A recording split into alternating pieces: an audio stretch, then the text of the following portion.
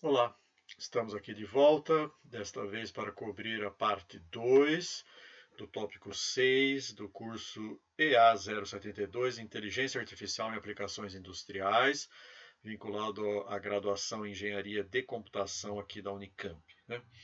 Árvores de decisão é o título dessa parte 2 e se trata de uma das técnicas de inteligência artificial mais utilizadas e com maior probabilidade de que vocês terão oportunidade de recorrer a ela no futuro próximo. Tá? Esse material está baseado em conteúdo de duas teses aqui, a tese de doutorado de Márcio Porto Basgalupi, de 2010, e também a tese de mestrado de Hamilton Ferreira, de 2008. Na síntese de modelos de classificação, associação, bom, árvore de decisão, antes de mais nada, né, embora a gente vai ver aqui também aplicações para regressão, um tipo de árvore que também é utilizada para regressão, né, mas normalmente a árvore de decisão é utilizada para classificação de padrões. E então, na síntese de modelos de classificação, a associação entre as classes e o conjunto de atributos que caracterizam os objetos a serem classificados pode se dar de formas variadas, empregando processamento simbólico e ou numérico, né? E a gente vai ver aqui que as árvores de decisão são especializadas para tratar tanto atributos simbólicos quanto numéricos. Então vamos colocar já na nossa mente o cenário que nós temos de um classificador. O classificador é um mapeador da entrada-saída, onde a entrada são os atributos de objetos a serem classificados e a saída vão ser os rótulos ou o rótulo do objeto de acordo com os atributos recebidos. Então, de acordo com os atributos que o objeto exibe, né, ele vai ter uma certa classe a qual vai ser mapeada por esse classificador. Tá?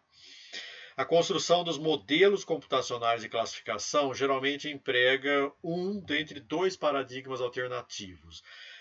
Ou a gente usa o paradigma top-down, que é a obtenção do modelo de classificação a partir de informações fornecidas por especialistas, e foi o que a gente viu na parte 1 desse tópico 6, né, com os sistemas especialistas baseados em regras.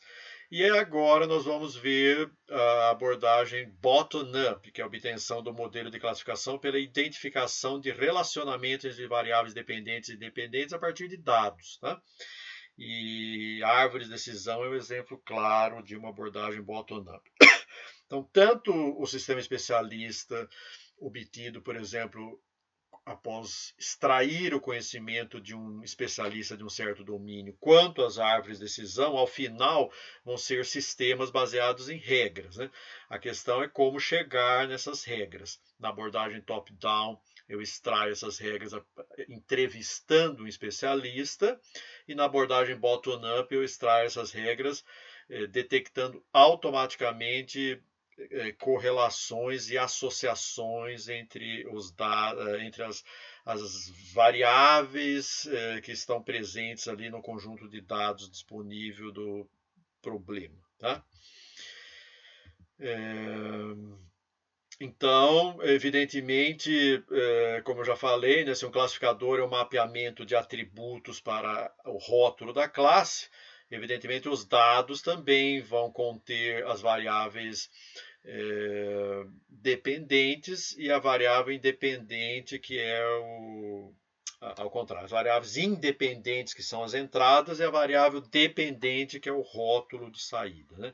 O classificador, então, vai ser induzido por mecanismos de generalização ou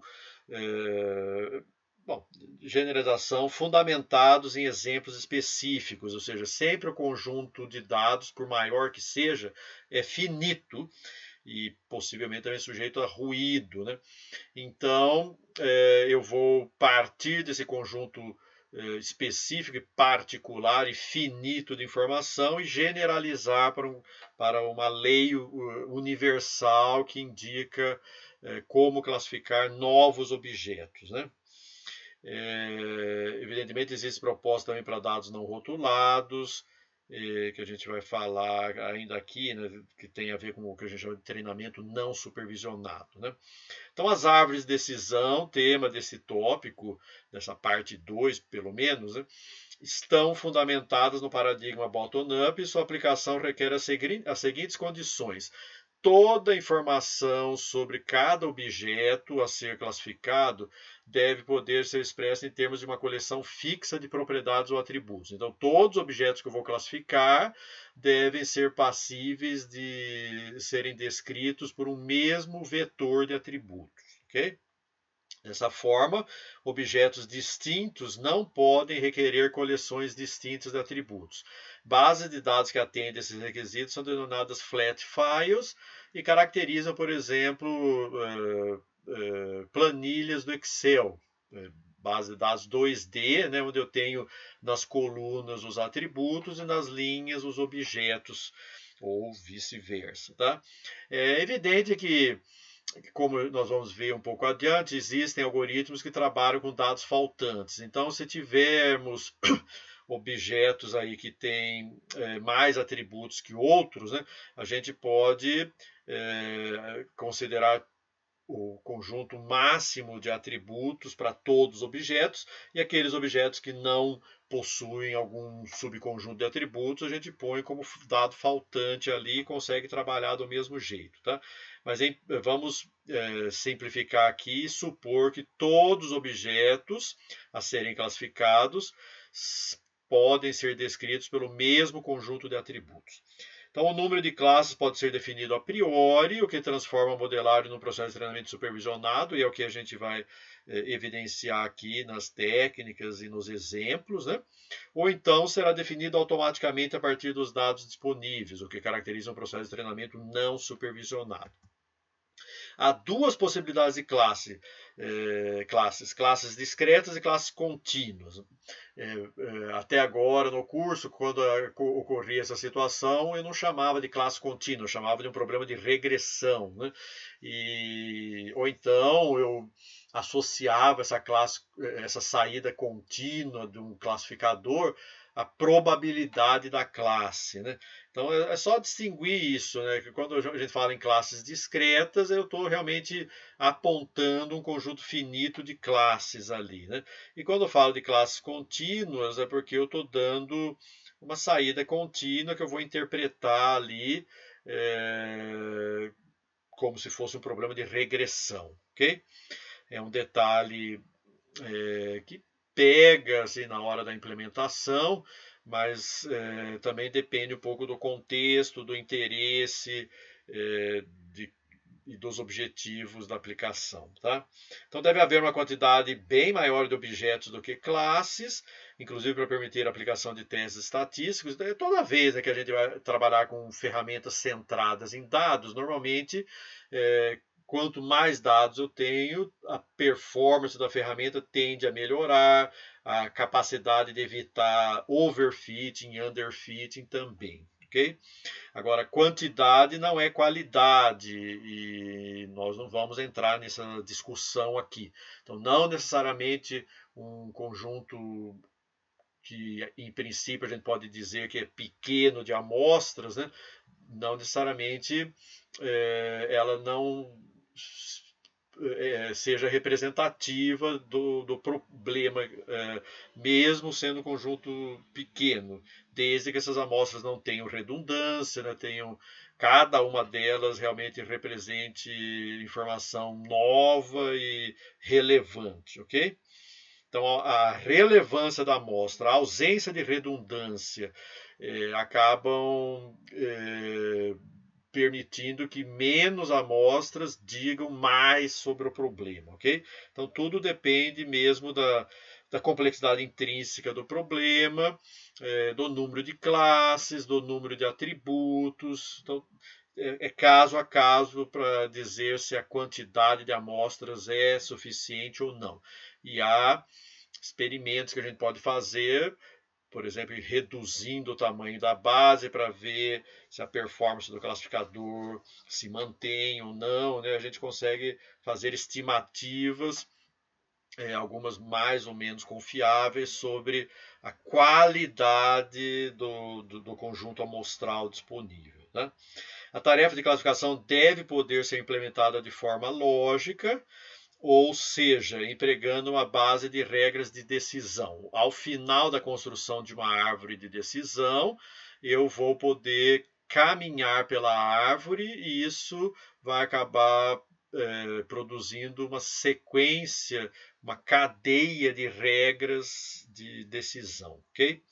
Assim, a classificação de cada objeto pode ser descrita por uma expressão lógica, na forma de regras, né? E, em contrapartida a este requisito, podemos mencionar a classificação por operações aritméticas, que também existem, inclusive dentro do contexto de árvores de decisão. A gente vai mencionar, mas aí eu já perco a interpretabilidade, não é tão fácil concluir o que está acontecendo ali, né?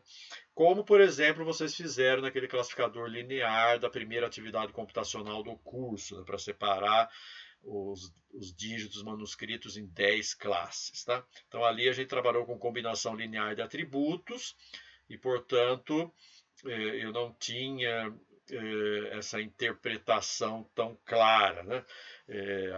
A interpretação que a gente fez foi aquele mapa de calor mostrando para cada classe, né, quais eram os pixels da imagem mais relevantes, ok? Mas o classificador em si, ali dentro, né, ele não tem uma interpretação, não dá para converter facilmente o mapeamento que está sendo feito, as decisões que estão sendo tomadas em linguagem natural, ok? Bom, dessa forma, serão consideradas nesse estudo bases de dados constituídas por objetos descritos por um conjunto de atributos, que são as propriedades que os caracterizam, né? Sendo que a cada objeto deve ser associada uma classe dentre um conjunto de classes possíveis. Professor, eu posso ter mais de uma classe por objeto? Sim, seriam os problemas de classificação multiclasse, né? Mas nós não vamos lidar com eles aqui. Professor, eu não entendi, como assim? Por exemplo, um filme pode ser ao mesmo tempo romance e aventura, né? Terror e mistério, tá? Então, tem situações onde um mesmo objeto admite mais de uma classe, mas não vamos tratar aqui nessa abordagem introdutória, ok? Os atributos são variáveis observáveis e independentes, ou pelo menos a gente supõe que sejam variáveis independentes, né?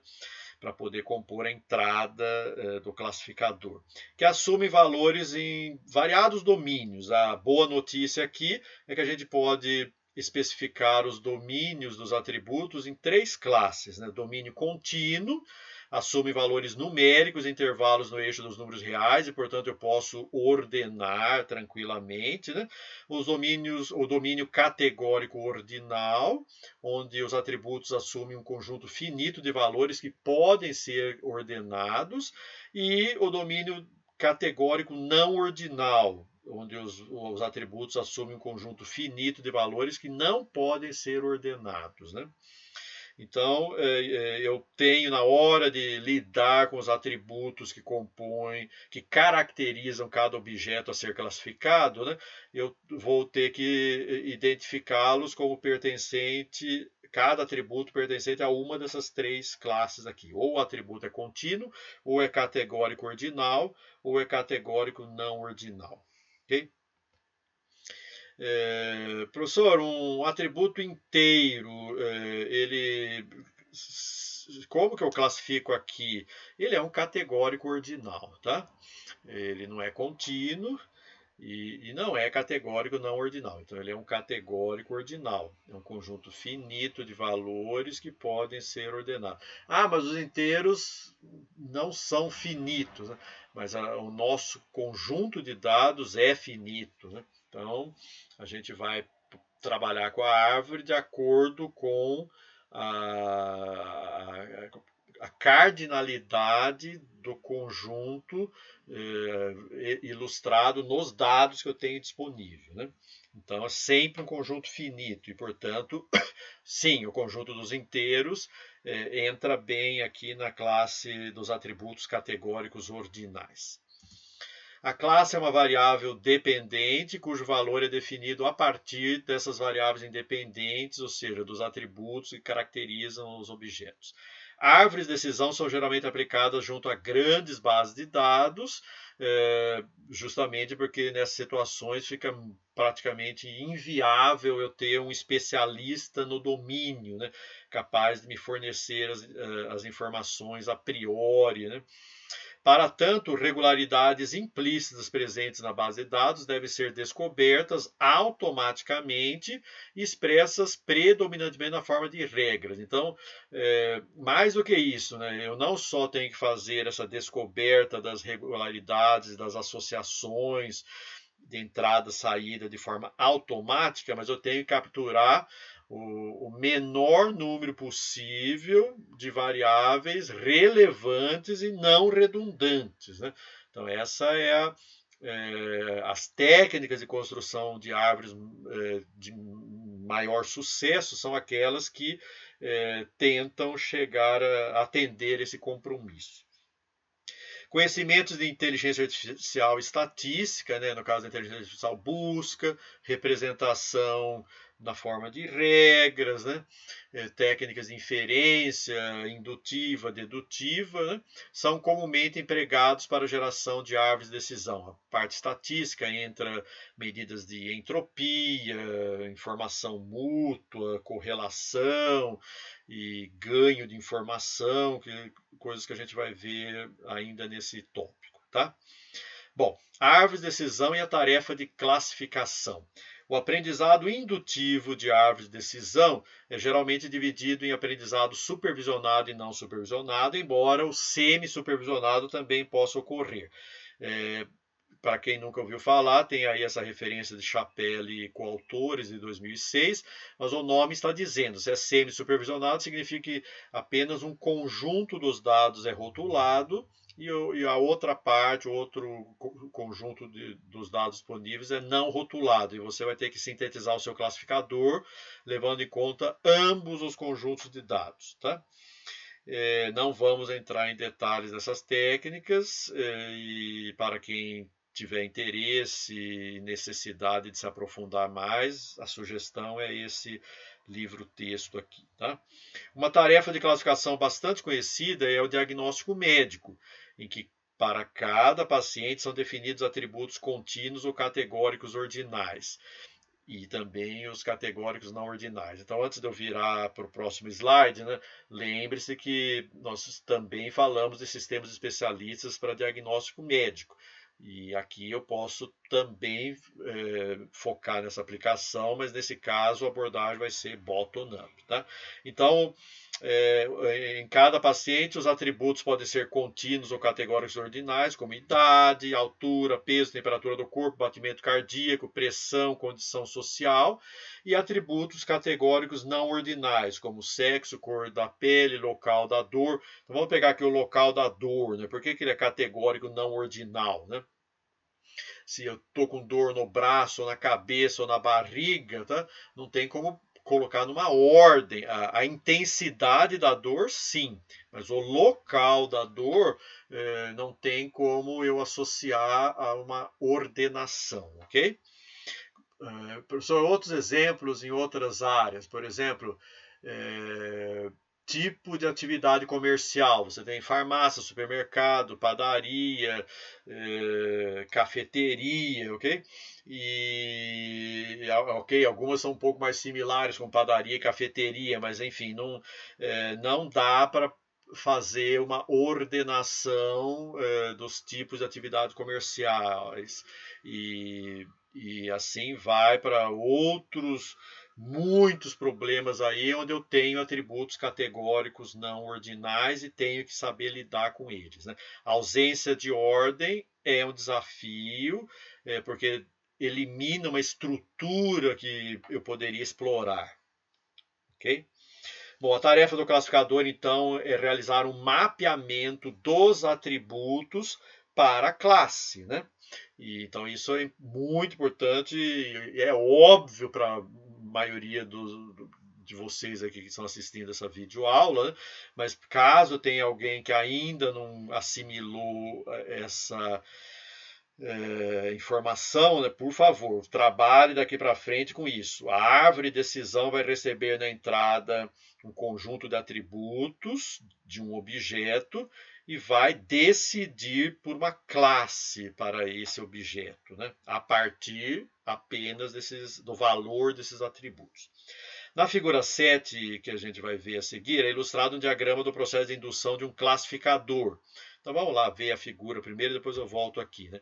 Então eu tenho essa flat file aqui, que é uma espécie de planilha Excel, né? Onde vocês veem em cada coluna um atributo e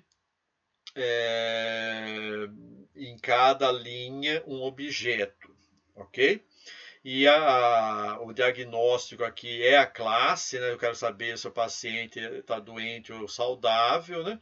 E a partir desse conjunto de dados eu vou induzir um modelo de aprendizado, que nesse caso aqui vai ser uma árvore de decisão, então vai ter um algoritmo de aprendizado a partir dos dados, né? E a gente vai ver esse algoritmo, como ele funciona, ok? E a partir do momento que eu concluir o processo de indução do modelo de classificação, agora eu posso tomar dados não rotulados, que é o que vocês estão vendo aí na segunda tabelinha, né, e deduzir a classe desses dados a partir do modelo já sintetizado, tá? Então, essas etapas de indução de modelo e uso do modelo para dedução da classe é algo fundamental aqui, mais uma vez, para a gente acompanhar o fluxograma de informação que está presente. Então, a gente vai ver que o objetivo nem sempre, o foco pode nem estar no diagnóstico, pode estar, como a gente vai ver aqui na modelagem descritiva, pode estar em como eu cheguei no diagnóstico, pouco importando qual é o diagnóstico, talvez, né? Então, tem pelo menos 2 focos que eu posso estar preocupado. A performance do classificador é um deles, mas pode não ser o único foco. Então, voltando aqui. Então, após a construção do classificador, pode ser aplicado. Após a construção, esse classificador pode ser aplicado para predizer os rótulos das classes dos exemplos do conjunto de teste, ou seja, exemplos cujas classes são desconhecidas, tá? De acordo com esses autores aqui em 2005, né, a classificação pode ser utilizada para os seguintes propósitos: modelagem descritiva e modelagem preditiva. Então, estou sendo bem detalhista aqui, inclusive porque as árvores de decisão são modelos interpretáveis. Então, o uso delas não apenas para predizer a classe, mas também para descrever como foi feito, né, é algo bastante palpável e motiva esse preâmbulo meu aqui, né? Então, a modelagem descritiva, como o próprio nome está dizendo, o foco está mais no que levou à classificação, como descrever como eu cheguei lá, né, do que na classe em si, correspondendo assim a uma abordagem qualitativa. Como exemplo, um médico pode utilizar um modelo de classificação para identificar quais são as principais causas de uma determinada doença, uma vez diagnosticada, né? A partir disso, é possível chegar a conclusões, por exemplo, de que na grande maioria dos casos, o paciente que está com a doença influenza A apresentou febre e pneumonia. Então, você volta para trás e tenta descobrir quais são os sintomas mais frequentes para certas doenças, tá? Isso é a análise descritiva. Quando há um interesse em análise descritiva, é desejável que o modelo de classificação seja fácil de interpretar, que vai ser o caso aqui das árvores de decisão. Ou seja, que fique claro ao usuário o porquê de um determinado exemplo pertencer ou não a uma determinada classe. Já na modelagem preditiva, o modelo de classificação é utilizado para classificar exemplos cujas classes são desconhecidas. Bom, o foco está em rotular dados não rotulados com máxima performance, né? Para ilustrar, um médico pode utilizar o histórico de seus pacientes, em que as classes já são conhecidas, né, para construir um modelo de classificação a ser utilizado para diagnosticar novos pacientes. Então, se no histórico lá daquela clínica, daquele hospital, já surgiram pacientes com os mesmos sintomas de um paciente que acabou de chegar agora, né? Então eu posso fazer essa associação e chegar a um diagnóstico confiável para os novos pacientes, ok? Dependendo da área da aplicação, a interpretabilidade do modelo não é essencial para a predição. No exemplo anterior, sim, tá? Tornando possível, por exemplo, medicar o paciente de acordo com técnicas de medicação que já foram bem sucedidas no passado para pacientes com o mesmo perfil. Tá? Então, as árvores de decisão constituem uma técnica poderosa e amplamente utilizada em problemas de classificação. Eu não estou exagerando aqui. Tá?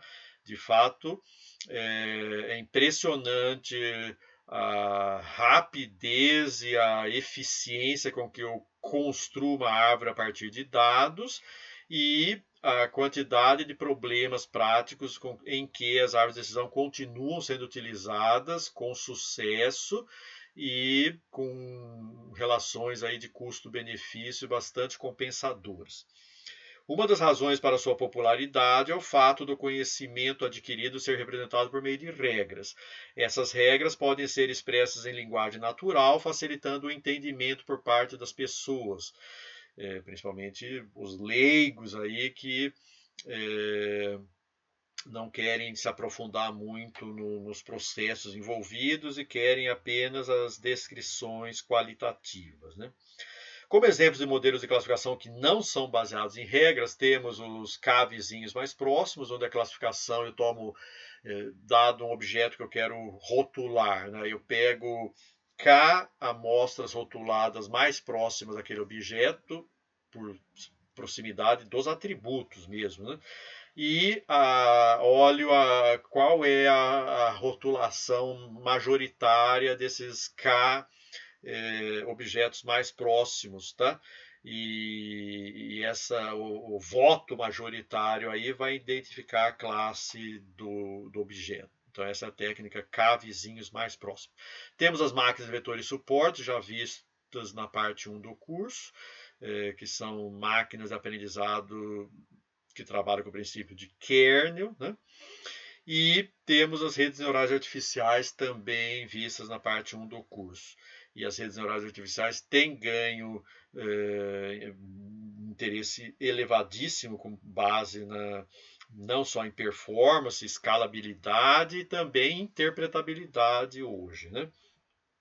Mas mesmo com esse grande sucesso das redes neurais artificiais, particularmente as de arquitetura profunda, né, as árvores de decisão continuam tendo uma relação de custo-benefício interessante e em muitas aplicações não há por que recorrer a outras técnicas.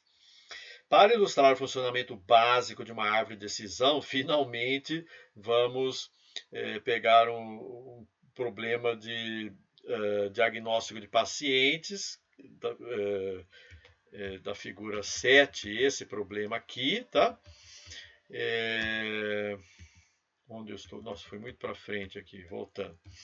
E suponha que um novo paciente chega ao consultório. Como o médico poderia diagnosticar o paciente? Olha, se eu tenho a árvore montada, basta extrair os atributos que caracterizam o paciente e percorrer a árvore tomando decisões a cada nó. É isso que a gente vai ver em muito breve, né?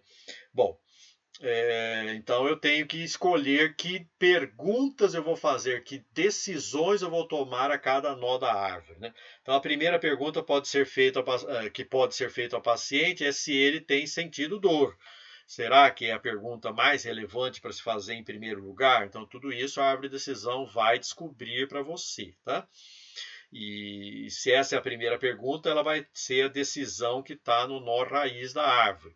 E a partir do resultado dessa decisão, eu vou tomar outras decisões na sequência, caminhando pela árvore, portanto. Para quem não se lembra, uma árvore é uma estrutura de dados, é um grafo, né, que apresenta um caminho único entre quaisquer pares de nós. Não tem dois caminhos que me levam de um nó a qualquer outro nó da árvore. Se é uma árvore, sempre tem um caminho entre quaisquer pares de nós, e esse caminho é único, tá?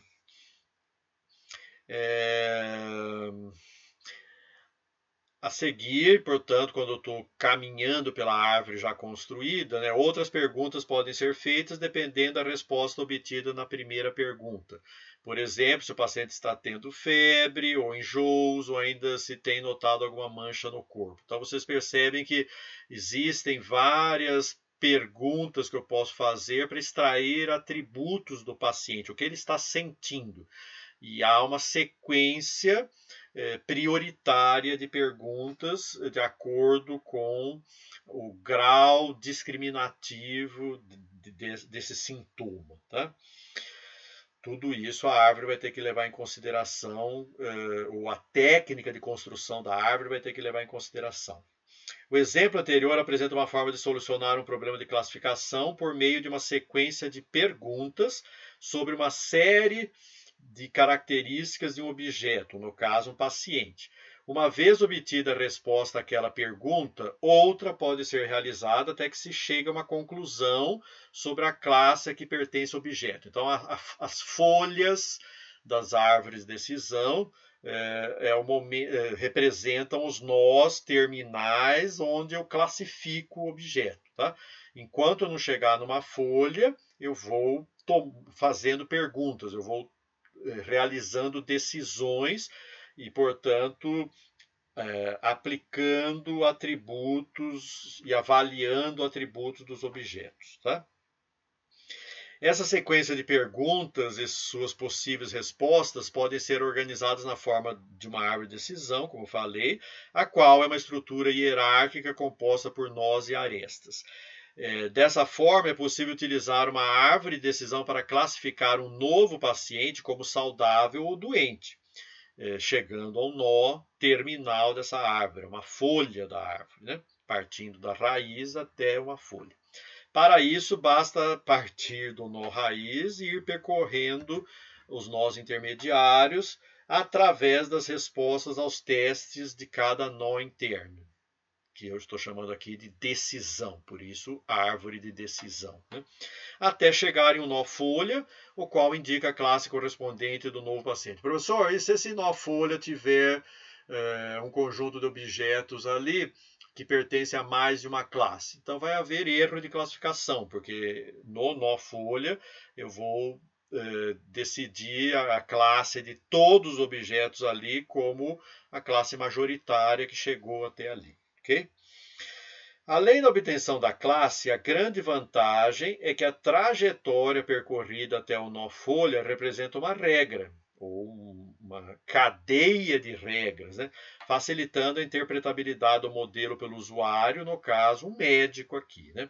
A figura 8, agora finalmente nós vamos apresentar uma árvore de decisão para vocês. Né?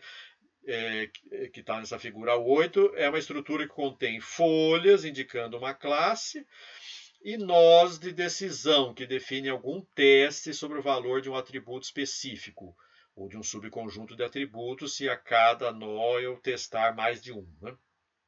Com um ramo e subárvore para cada um dos valores possíveis do teste. Então vamos ver aqui.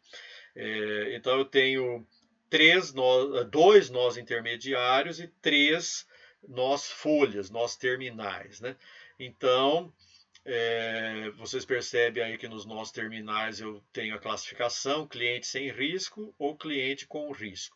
E as decisões que eu tomo a cada nó intermediário são: no nó raiz, eu pergunto se o saldo em conta corrente é positivo ou negativo. E caso seja positivo, eu já classifico o cliente como sendo sem risco. E caso seja negativo, eu faço mais uma pergunta, eu tomo mais uma decisão. Né? Eu verifico se aquele cliente tem ou não aplicações financeiras. Se tiver, mesmo com o saldo de conta corrente negativo, eu concluo rotulo aquele cliente como um cliente sem risco. Se ele tem um saldo de conta corrente negativo e não tem aplicações financeiras, nesse exemplo fictício, eu vou rotular o cliente como cliente com risco, ok? Não é um exemplo tão fictício assim, tá? Embora bem simples, ok?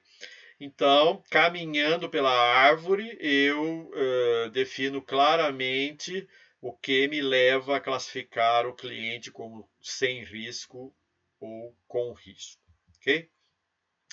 Partindo da raiz, a cada nó de decisão, o resultado do teste é determinado e se inicia o processo pela raiz dessa subárvore correspondente a esse resultado. Então, é um processo recursivo de perguntas e de ramificação de acordo com as respostas, caminhando pela árvore até uma folha. O mesmo conjunto de dados pode gerar várias árvores de decisão distintas, dependendo da técnica, dependendo de que decisões eu priorizo nos nós mais próximos da raiz e assim por diante. Assim, usando o exemplo da figura 8, o nó raiz poderia ser aplicações em vez de saldo em conta corrente, fazendo com que o nó saldo em conta corrente passe a ocupar uma outra posição na árvore. Essa troca de nós faz com que seja necessário percorrer um caminho maior ou menor para se chegar a uma decisão. Mais uma vez, se a construção da árvore vai ser automática a partir dos dados disponíveis, né, numa flat file, né, então é a técnica de construção da árvore que vai definir o que vai ser decidido a cada nó interno, ok?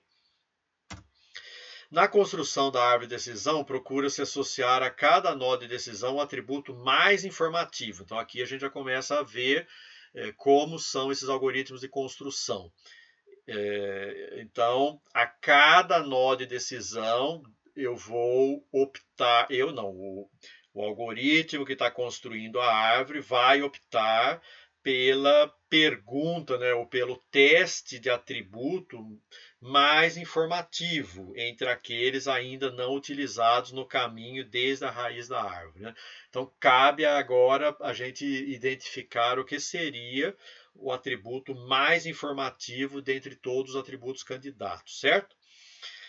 Bom, mas cada algoritmo tem a sua própria metodologia para distinguir o atributo mais informativo, fazendo com que a topologia da árvore e a qualidade da árvore resultante, né, variem em função do algoritmo utilizado. Portanto, cada algoritmo vai levar uma árvore diferente e, portanto, vai produzir um classificador com uma performance distinta, né?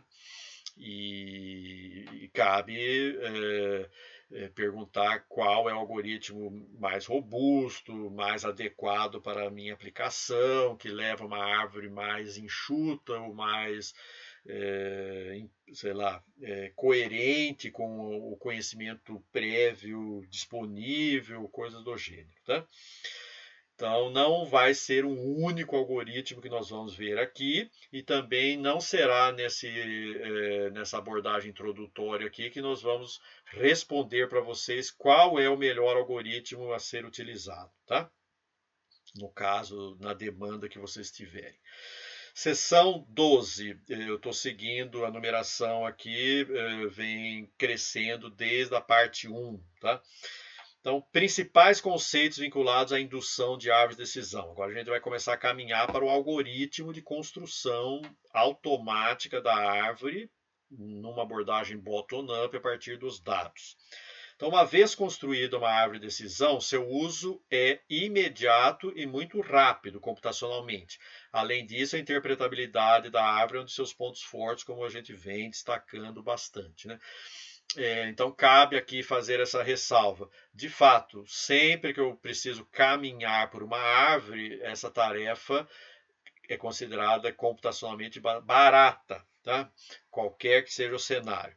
O problema é chegar numa topologia de árvore adequada. E a gente já viu no tópico 2 do curso, lá em cardinalidade de espaços discretos, né, que o espaço das topologias de árvores candidatas, possíveis, né, cresce fatorialmente com o número de folhas, né?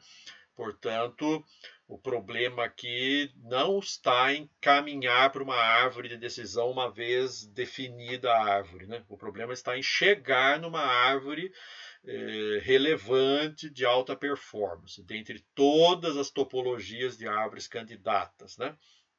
E mais, além da questão topológica, né, tem que teste eu devo fazer a cada nó.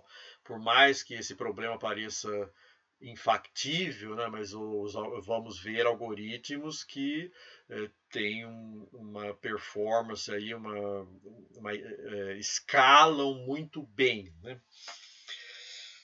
Principais conceitos vinculados a. Assim, já li isso. Né? Então vamos lá, eu falo tanto que eu acabo me perdendo um pouco aqui. No entanto, a construção de uma árvore de decisão, chamada de processo de indução, pode ser uma tarefa de alta demanda computacional, por isso que eu estou falando. Né? Então, caminhar por uma árvore uma vez sintetizada é uma tarefa de baixo custo computacional, mas construir uma árvore, escolhendo a topologia dela e o que eu faço a cada nó intermediário, né, pode ser uma tarefa de alta demanda computacional. O que nós vamos fazer aqui vamos abrir mão da busca exaustiva e adotar estratégias greedy, o que eu vou chamar aqui de gananciosos, ou seja, que tomam as melhores decisões a cada nó. Vocês já estão vendo aí, a dica já foi dada, né? Eu vou tomar o atributo mais informativo a cada nó, olhando localmente para aquela situação. Tá? Então, embora a indução de uma árvore de decisão possa ser realizada de forma manual, numa abordagem top-down, as principais demandas por árvores de decisão geralmente recorrem a processos automáticos de indução, numa abordagem bottom-up a partir de dados disponíveis. É evidente que eu tenho muito mais dados do que especialistas capazes de expressar um domínio seguro aí desse cenário do processo do qual foram extraídos esses dados. Né? Agora, que fique claro, né, nesse processo de indução da árvore, sempre há um bias indutivo associado à preferência de uma hipótese sobre outra, supondo a existência de hipóteses que são igualmente consistentes. Então, cada algoritmo de indução vai acabar polarizando a topologia da árvore de decisão de acordo com algum viés que ele tem internamente, tá? Por isso que está em negrito esse item, porque não há como eu ter um algoritmo, pelo menos por enquanto, não existe nenhum algoritmo que não tenha um viés indutivo. Né? Há muitas maneiras de uma árvore de decisão ser estruturada a partir de um conjunto de atributos. De forma exaustiva, o número de árvores de decisão atingíveis cresce fatorialmente à medida que o número de atributos aumenta. Já comentei isso, aqui eu estou formalizando no texto das notas de aula. Logo, torna-se impraticável definir a estrutura da árvore de decisão ótima para um determinado problema, devido ao elevado custo da busca. Né? Então, já também acabei de comentar, né? Se é impraticável ir atrás da topologia ótima, eu vou usar técnicas ótimas, locais, né, que eu vou chamar aqui de gananciosas, que tornam viável a busca computacional. E a arquitetura não há garantia de ser ótima, não, a topologia da árvore. Né? É isso que eu estou falando aqui. Então, mesmo que essas técnicas gananciosas não garantam uma solução ótima, elas apresentam resultados satisfatórios em tempo factível. É isso que eu tenho em mãos hoje. Né? E grande parte dos algoritmos se baseia nesse princípio chamado Top-Down Induction of Decision Tree, TDIDT. Né? Então vamos entender como é esse princípio da máquina construtora de uma árvore de decisão. Tá?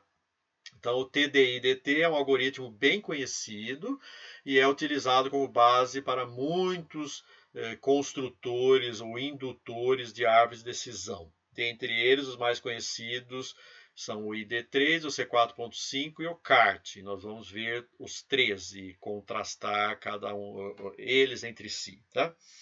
O TDI-DT produz regras de decisão de forma implícita numa árvore de decisão, a qual é construída por sucessivas divisões dos exemplos de acordo com os valores de seus atributos preditivos. Então, todos os exemplos aqui são os objetos a serem classificados. Então, todos os objetos disponíveis aí para sintetizar a árvore estão lá presentes na raiz.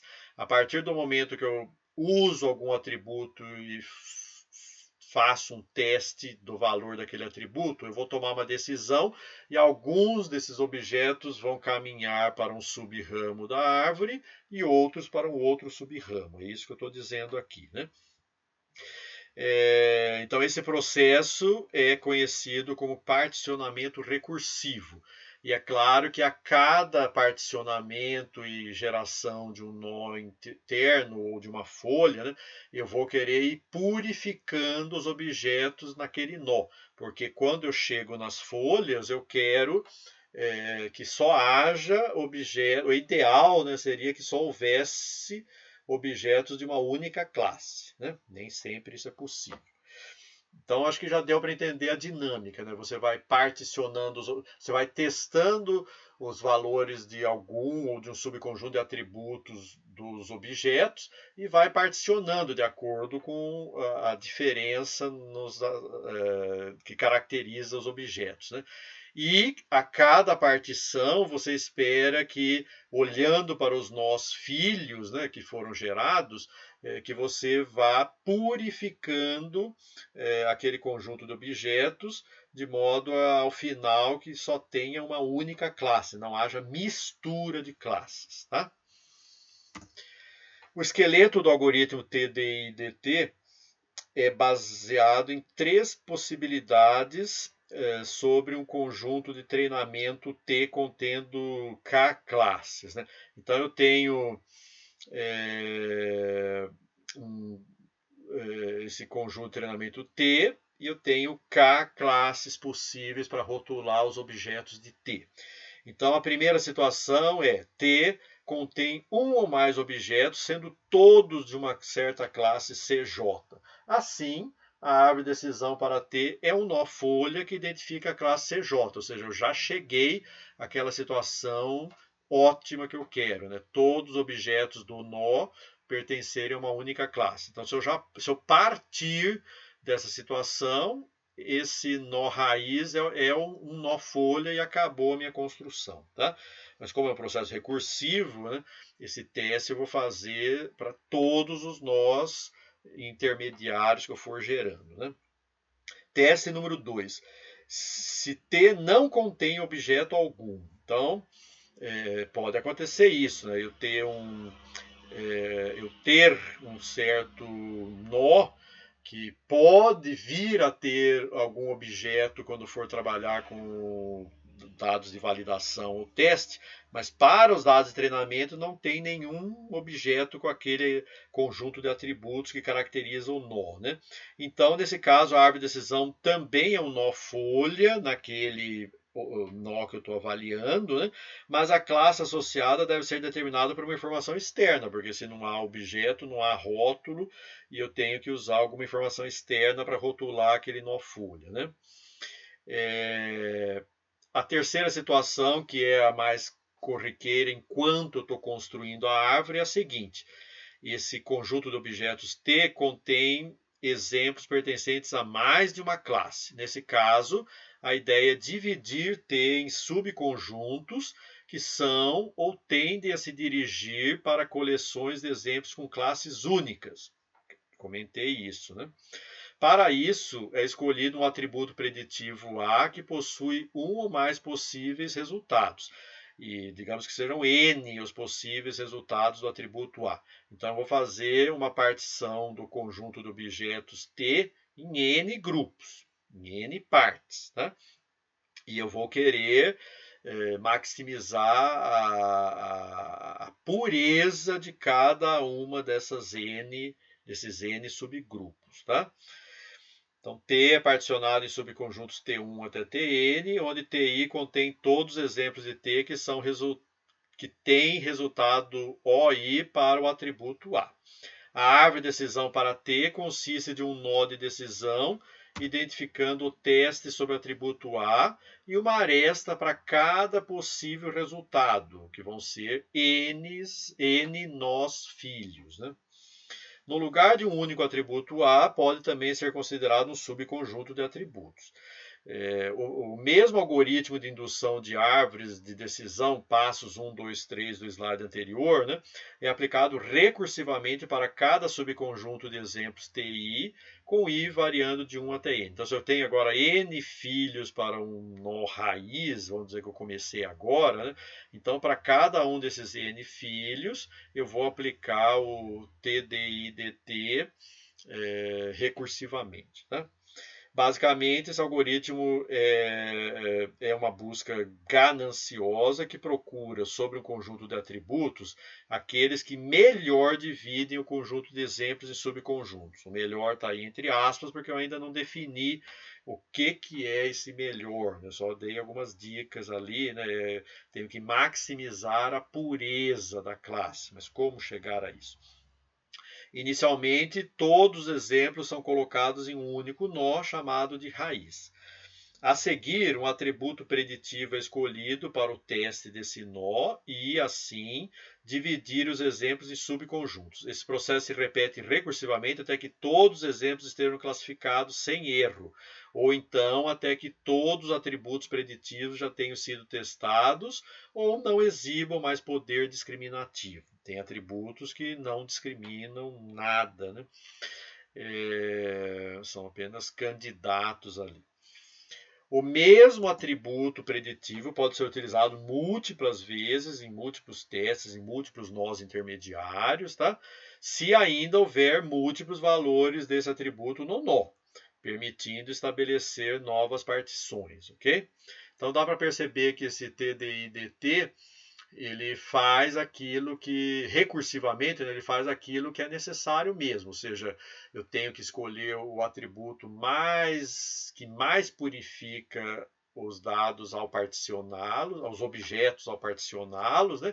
E se eu fizer isso toda vez recursivamente, eu vou ter o número mínimo de decisões, porque pensando de modo ganancioso. Né? Se a cada decisão eu escolho o atributo que mais purifica, então o número de decisões para ter a pureza máxima tende a ser mínimo. Né? Mas como as decisões são locais e elas interferem entre si, não é uma solução ótima necessariamente. Né? Então vamos lá.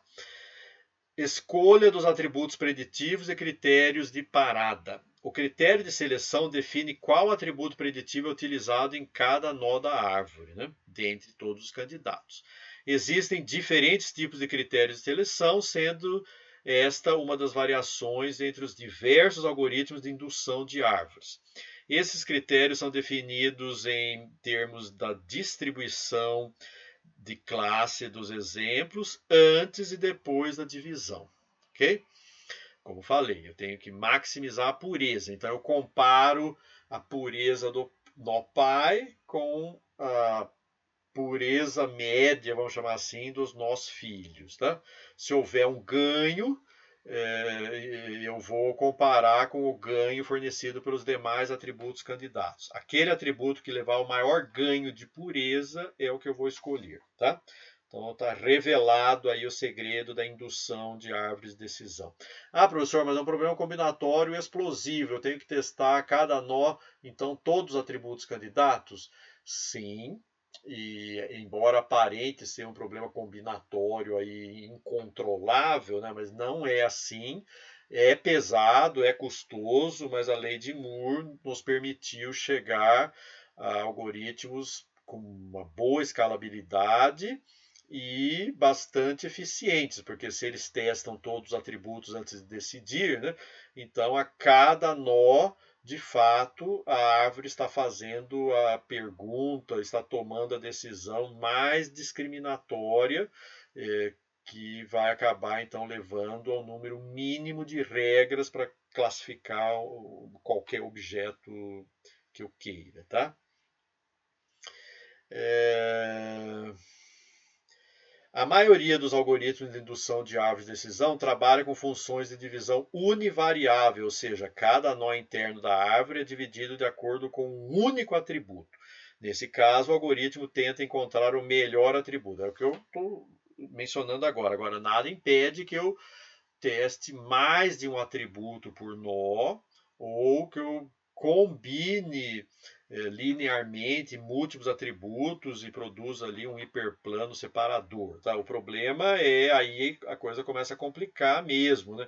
Então, se eu puder trabalhar com mais de um atributo por nó, as explosões combinatórias começam a aumentar. Tá? Mas tudo é uma questão de custo-benefício. Os algoritmos mais populares que a gente vai ver aqui trabalham com a divisão univariável mesmo. Ok? Os critérios de seleção para melhor divisão são baseados em diferentes medidas, tais como impureza, distância e dependência. A maior parte dos algoritmos de indução busca dividir os dados de um nó pai de forma a minimizar o grau de impureza dos nós filhos, ou, dito de outra forma, né, maximizar a pureza média dos filhos quando comparada com a pureza do pai. Tá?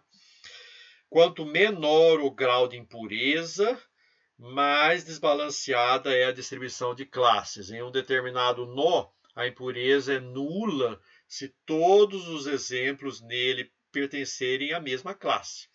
É isso que eu quero maximizar o desequilíbrio entre as classes a cada particionamento. Tá? Analogamente, o grau de impureza é máximo no nó se houver o mesmo número de exemplos para cada classe possível, ou seja, é a pior situação possível, dado que o meu objetivo é o desequilíbrio máximo. Se eu tenho o equilíbrio máximo, eu estou na situação mais distante do objetivo. Né? Critérios de parada para aplicação recursiva do algoritmo TDI-DT em um certo nó podem ser número mínimo de exemplos que acabaram chegando ali. Então, se eu atingir o número mínimo de exemplos, eu converto aquele nó para um nó folha, porque se eu continuar a particionar ali, eu vou continuar a diminuir o número de exemplos. Né? Máxima altura do nó, ou seja, pode ser que eu tenha um número máximo de testes que eu posso fazer ou de decisões que eu posso tomar, que seria a altura da árvore, né? E também o critério de queda da impureza acima de um limiar, ou seja, eu quero que a impureza caia acima de um linear, de um limiar, tá? Então, se ela não cai mais, ou seja, a queda, o teste é custoso, e se ele reduz pouco a impureza, é porque o custo-benefício daquele teste não é compensador e eu paro também de crescer aquele sub-ramo, tá? Convertendo aquele nó interno no nó terminal, no nó folha. A seguir são apresentadas as medidas mais utilizadas para a seleção da melhor divisão. É o que eu já falei, né? Eu quero maximizar a pureza das partições. E para isso eu vou usar alguns índices, tá? Derivados de teoria de informação. Tá? O primeiro deles chama-se ganho de informação. Uma das medidas baseadas em impureza é o ganho de informação, o qual usa a entropia como medida de impureza. O algoritmo ID3, que é o primeiro que nós vamos ver lá na frente, foi proposto por Kinlan em 1986, é pioneiro em indução de árvores de decisão e utiliza essa medida. Para determinar o quão boa é uma condição de teste realizada, é necessário comparar o grau de entropia do nó pai, portanto antes da partição, né, com o grau de entropia dos nós filhos, o grau médio ponderado, né, que é o que eu tenho após a partição, após a divisão dos objetos em sub-ramos da árvore. Né. O atributo que gerar uma maior diferença é escolhido como condição de teste. Então, o ganho é dado pela equação 1, que simplesmente subtrai, né? A entropia do nó pai deve ser maior, e quando eu faço o particionamento tirando uma média ponderada aí, né, eu tenho a entropia média dos filhos. Quanto maior essa diferença, maior é o ganho que eu tenho. E, portanto, o atributo que leva à maximização desse ganho, testando todos os atributos, né, é aquele que vai ser fixado naquele nó. É a decisão que eu vou passar a tomar naquele nó, ok? Então veja que NVJ é o número de objetos, dentre todos os objetos que estão no nó pai, que vão vir para aquele nó, tá? Então tem a ver também com a probabilidade do objeto pertencer àquele nó.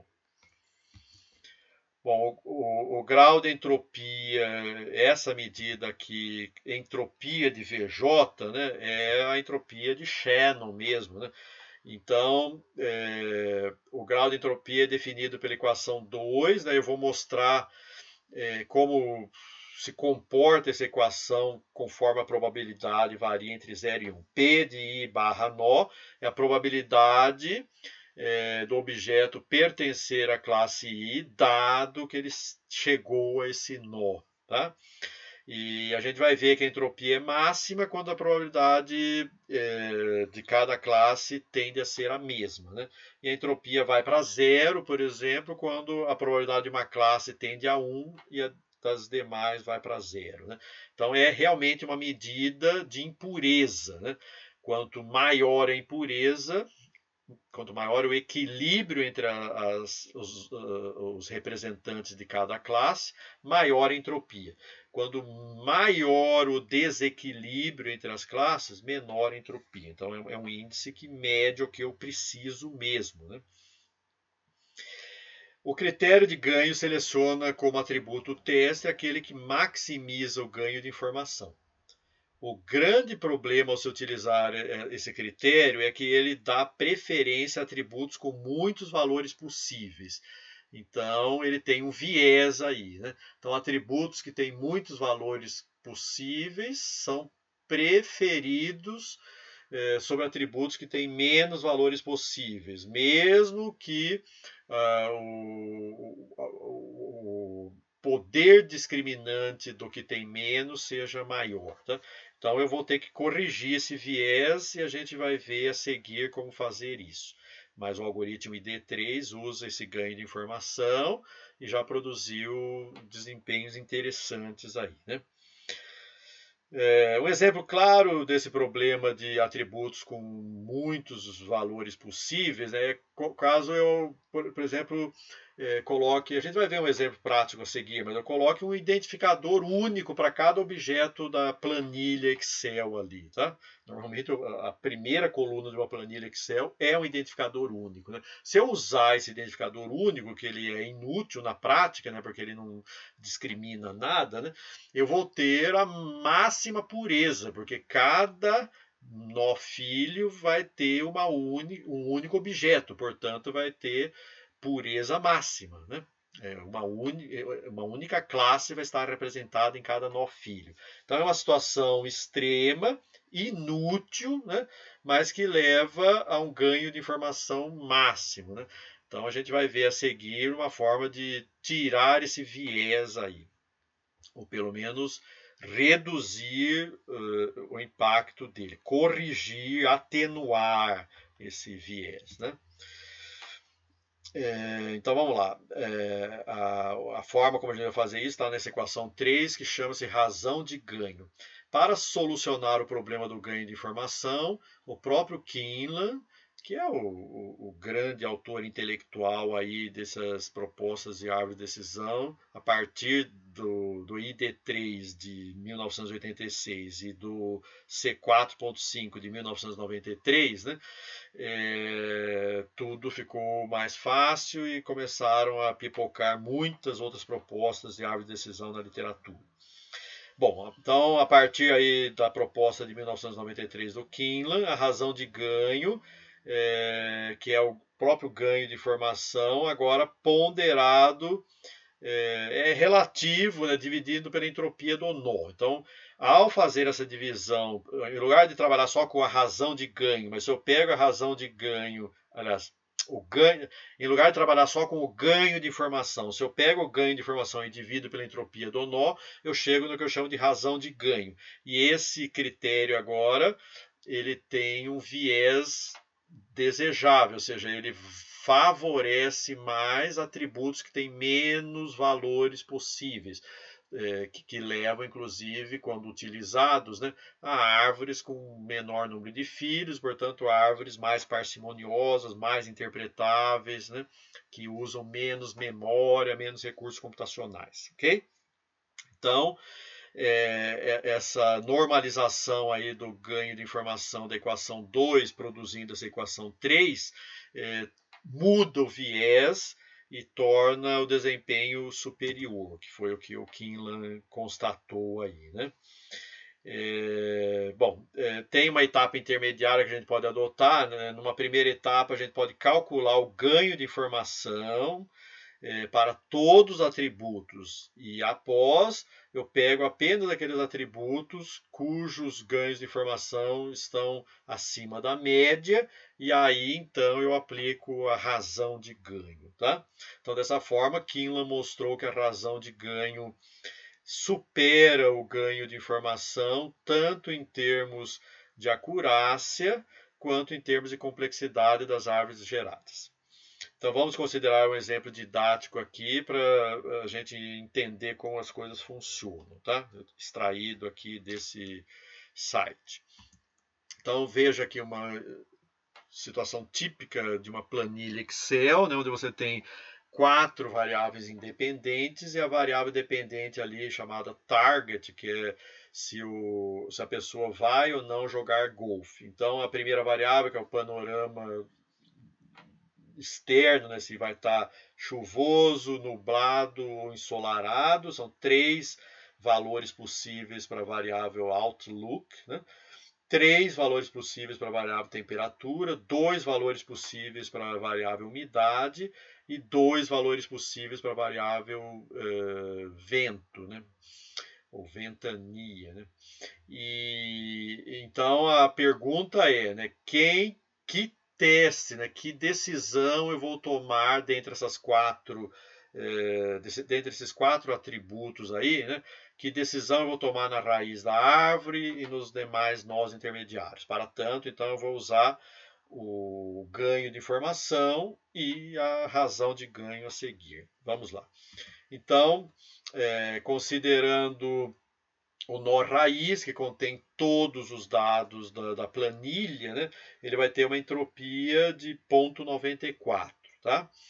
E se eu considerar agora a variável outlook, né, como sendo a pergunta ali que eu vou fazer na raiz, né, o teste ou a decisão que eu vou tomar na raiz da árvore, né, a entropia, segundo aquela fórmula da equação 3, né, ela vai cair para 0,693. Então, o ganho de informação vai ser 0,247, ok? Que é 0,94 menos 0,693. E fazendo o mesmo para todas essas 4 variáveis aqui, tá? Eu chego a esse cenário. Outlook leva a um ganho de informação de 0,247, como já dito, temperatura 0,029, umidade 0,152 e windy 0,048. Então está claro aqui que Outlook tem claramente pelo menos o dobro a mais de ganho de informação comparado ao segundo colocado e vai ser a variável utilizada na raiz da árvore, tá? E existem três resultados possíveis para Outlook, portanto, da raiz eu vou gerar 3 nós filhos, né? Como vocês já estão vendo aqui. E, curiosamente, o segundo valor, né, que é tempo nublado, né, já tem amostras puras, todas pertencentes à classe Yes, né? Já os outros dois ainda têm uma certa mistura. Então, O nó overcast já pode ser convertido para nó folha, enquanto que rainy e sunny continuam como nós internos, e eu vou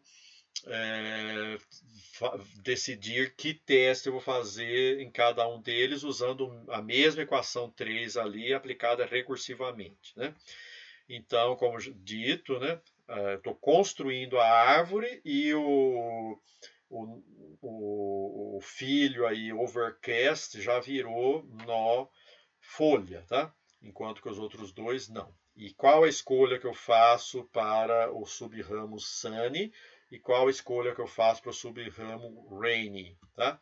Então, não está explicitado aqui, mas se vocês aplicarem e forem realmente implementar da mesma forma que foi feito no primeiro caso, né, quem vai vencer a disputa aqui entre as outras 3 variáveis candidatas, né, que é wind, humidity e temperature, tá?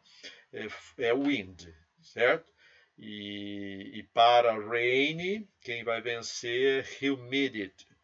E, portanto, não se usa a variável temperatura e já chegou na classificação correta de todas as amostras da base de dados, que são essas folhas aí que estão em laranja, certo? Então, as decisões que eu tomo na árvore estão em azul escuro e os nós folhas estão em laranja, ok? E aí à esquerda vocês estão vendo as regras que eu posso montar conforme eu caminho por essa árvore. Eu nem vou ler aqui, se vocês quiserem parar o vídeo para conferir, vocês vão ver que de fato a árvore de decisão, quando eu a percorro da raiz até qualquer folha, né, eu estou gerando uma cadeia de regras de decisão que eu posso pôr numa única regra aí, tá? Ou em uma sequência de regras. E agora isso aplicando apenas o ganho de informação. Se eu for usar a razão de ganho, né, eu vou acabar criando aqui um critério que é aquele identificador único, só para ilustrar o viés contrário da razão de ganho, tá? Então você vê aqui que no caso da variável outlook, né? Então o ganho de informação tinha dado 0,247, mas quando eu normalizo ele dividindo pela entropia do nó, né, eu vou chegar que aqui eu estou chamando de split information, né, eu vou chegar no valor de 0,156. Então, caiu o ganho, né? Até porque a variável outlook tem uma distribuição bem equilibrada de objetos pelos 3 filhos, tá? E se eu trabalhar com incluindo um outro atributo aqui, que é o identificador único, né? Veja, a entropia, a razão de ganho seria de 0,94, que é um valor muito superior a 0,247 aqui, né? No entanto, fazendo a normalização pela razão de ganho aí, né? Eu vou cair para 0,25, que ainda leva a uma razão de ganho maior do que a do caso anterior, né, que ficou em 0,156. Eu vou acabar ainda escolhendo o identificador único, mas veja que eu já produzi uma redução muito maior aqui, penalizei pela quantidade de atributos que ele tem, né, ele foi de 0,94 para 0,25. Tá? Não foi suficiente para eliminá-lo, até porque o atributo outlook também tem uma espécie de equilíbrio entre as classes que não permitiu vencer essa mesmo com o viés na direção correta agora, né, foi apenas atenuado o efeito aí do identificador único, mas ele vai acabar sendo escolhido. Quer dizer, o exemplo não ajudou muito, mas pelo menos ilustra essa mudança de viés. Com a razão de ganho, eu estou penalizando mais atributos que têm um maior número de respostas possíveis, certo? Então é sempre bom um exemplo numérico para assentar poeira aí, dado que tem muitos conceitos novos para vocês, tá? Bom, além da entropia, eu também posso utilizar outros índices, o índice Gini, que é muito utilizado em análise econômica, aqui aparece numa versão um pouquinho modificada, né? Então, perceba, quando eu tenho C classes e tenho a probabilidade dos objetos do nó pertencerem a cada uma dessas classes. Então, se eu tenho pureza máxima, né, eu vou ter probabilidade 1 para alguma classe e 0 para as demais. Ou seja, o Gini vai para 0. Então, o Gini, esse índice Gini aqui, quanto menor o índice, maior é o desequilíbrio entre as classes, né? E quanto maior é o índice, maior é o equilíbrio. Então, se eu pego probabilidade igual para todas as C classes, eu vou ter o índice máximo, Gini, né? Tá? Então, eu quero minimizar o Gini, portanto, eu vou continuar falando em ganho de informação ao usar esse critério Gini aqui da equação 4, tá? Então vocês vejam, o ganho de informação tem uma natureza muito parecida com a equação 3 ali atrás, né? 3 ou 2, vamos lá, deixa eu só associar corretamente, né? Não, é equação 2, 1, é a equação 1, tá? Então a equação 1 aqui para a entropia tem o seu equivalente na equação 5 para o Gini, tá? Elas são bem estruturalmente idênticas, ok? Então, para outras medidas, não termina aqui, não, né? Mas para outras medidas aí de ganho de informação, para tomar decisão de escolha, de seleção do atributo mais informativo, né? Favor consultar essa referência aqui de 2008, ok?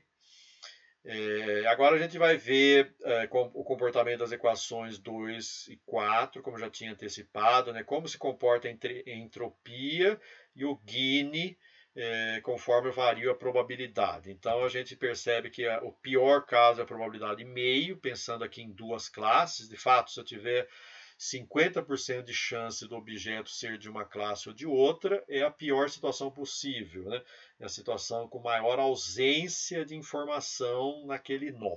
Portanto, de máxima entropia, máximo Gini.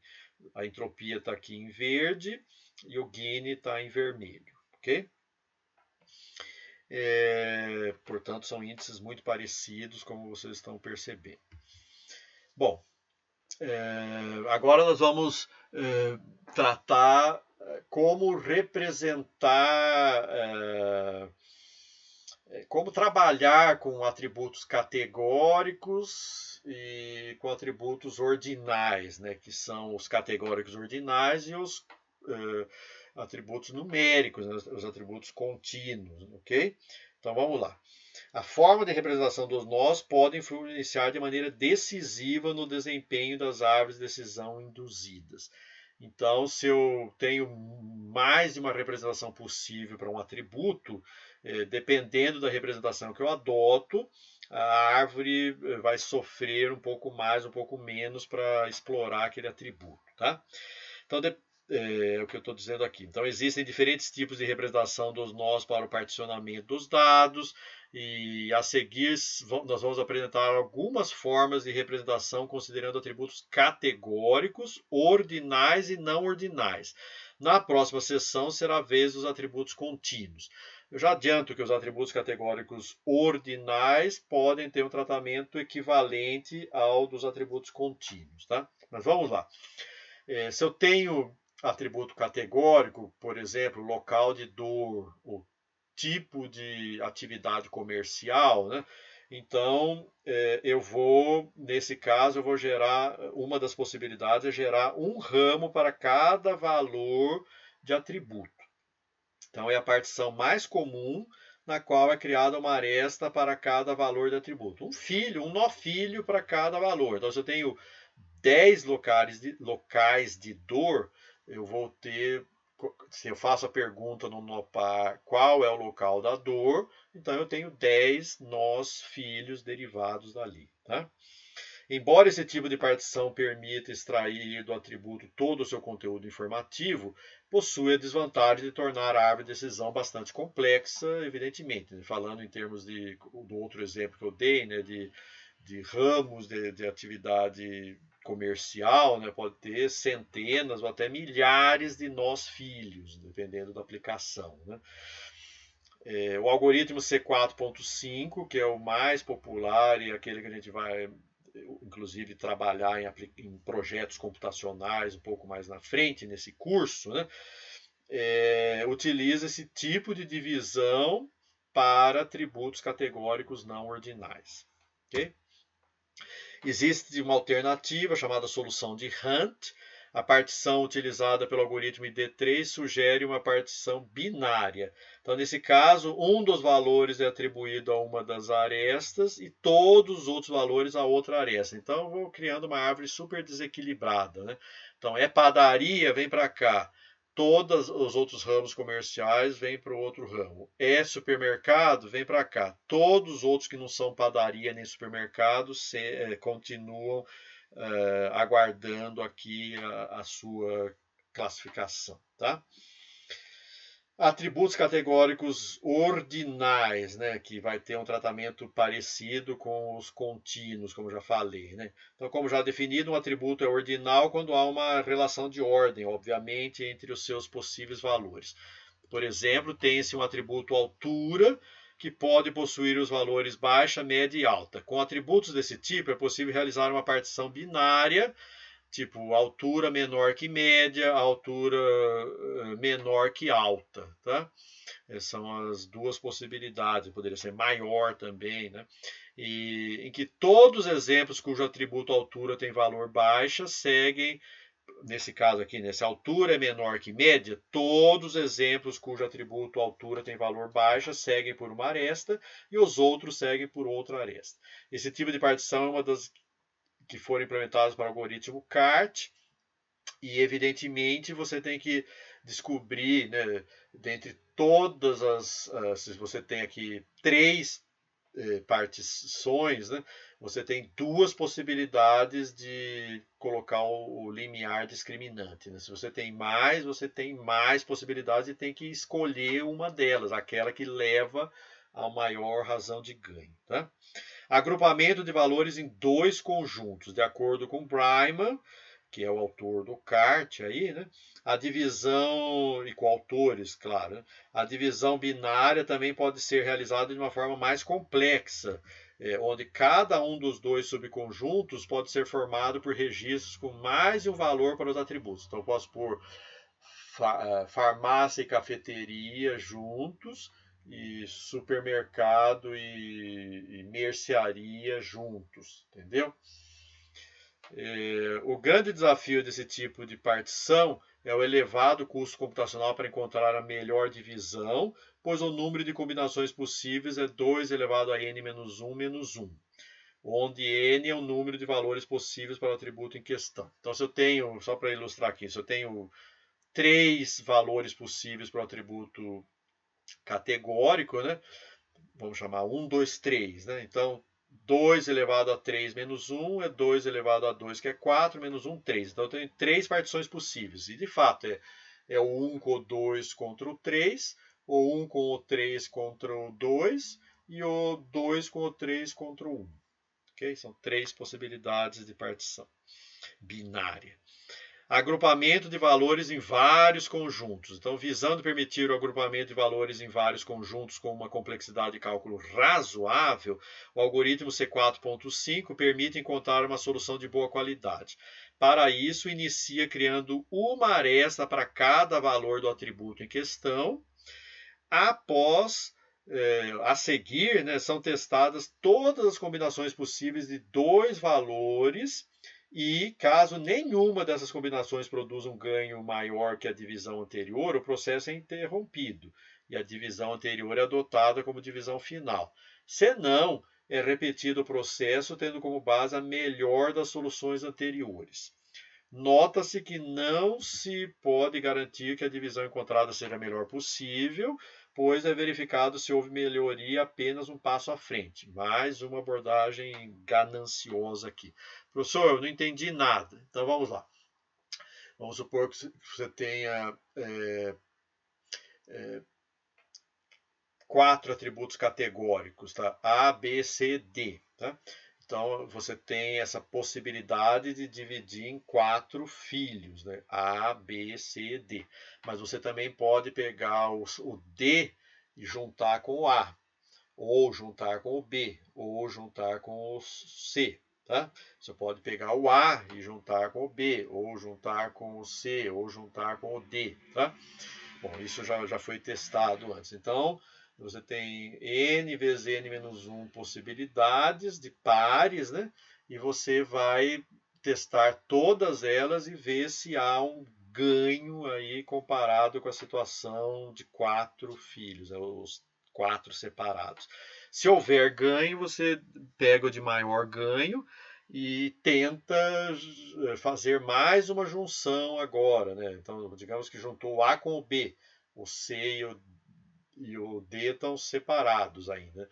Então, você vai tentar agora o D junto com o AB ou o D junto com o C e compara com essa situação e assim por diante até não haver melhores, ok?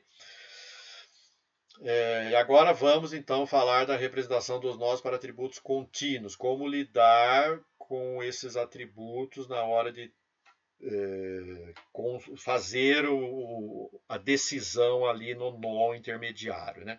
Então, os atributos contínuos permitem uma maior variedade de testes e, consequentemente, implicam uma maior complexidade de cálculo.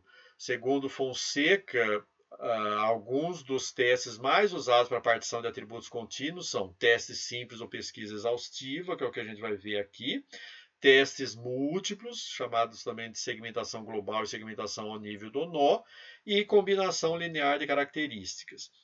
O teste simples, também conhecido como pesquisa exaustiva, é o mais utilizado. Um dos algoritmos que utiliza é o C4.5 e a divisão é sempre binária. Supondo um atributo contínuo x a ser utilizado como nó teste, mesmo que seu domínio seja infinito, né, o número de exemplos num conjunto de treinamento T é finito e, portanto, o número de valores diferentes para esse atributo também é finito. Professor, não entendi. Está muito complicado aí. Não, vamos lá. Então, os atributos contínuos podem ter infinitos valores, mas no conjunto de dados que eu estou utilizando para sintetizar a árvore, né, para induzir a árvore, eu tenho um conjunto finito desses infinitos possíveis valores. Por exemplo, vamos dizer temperatura, né? Então eu tenho, por exemplo, 4 valores de temperatura, né? 5, 10, 15 e 20. Poderia ser qualquer valor de 0 a 70, né? Mas naquela base eu só tenho 4, 5, 10, 15 e 20. Então, as partições, eu tenho que saber se eu particiono menor que 10, ou menor que 15, ou menor que 20. Tá? São as 3 possibilidades de partição, ou maior, se você quiser. Tá? Então, é isso que está sendo dito aqui. Né? Mesmo sendo uma variável contínua, o número de valores é finito, e, portanto, eu posso tratá-la como uma variável categórica ordinal. E, portanto, fazer aquele mesmo teste em todas as possibilidades de intervalo. Tá?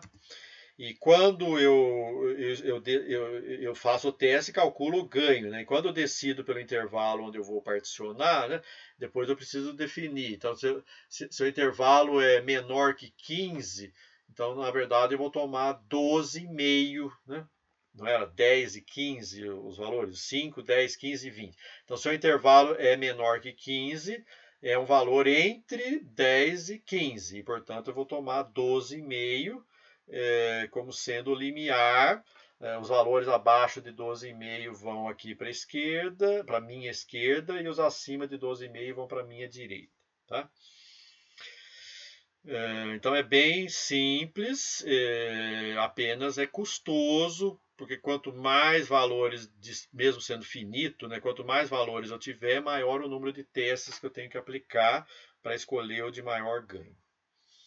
Mas a todo momento eu estou me decidindo pelo melhor teste, pelo melhor atributo e pelo melhor teste para aquele atributo. Okay? Então aqui tem um exemplo onde eu faço vários testes em sequência, considerando 2 atributos, e eu posso retornar a um atributo já testado, caso ainda haja valores diferentes ali. Então eu quero separar os triangulinhos das bolinhas, e vocês estão vendo que eu fiz várias partições hierárquicas aqui, e de fato fui muito bem sucedido nessa classificação, como vocês podem visualmente perceber, tá? E aqui eu tenho a árvore de decisão que levou a esse particionamento. E depois vocês tentam conferir aí. Não tem 100% de acerto, né, mas tem quase isso. Né? Apenas tem um errinho aqui.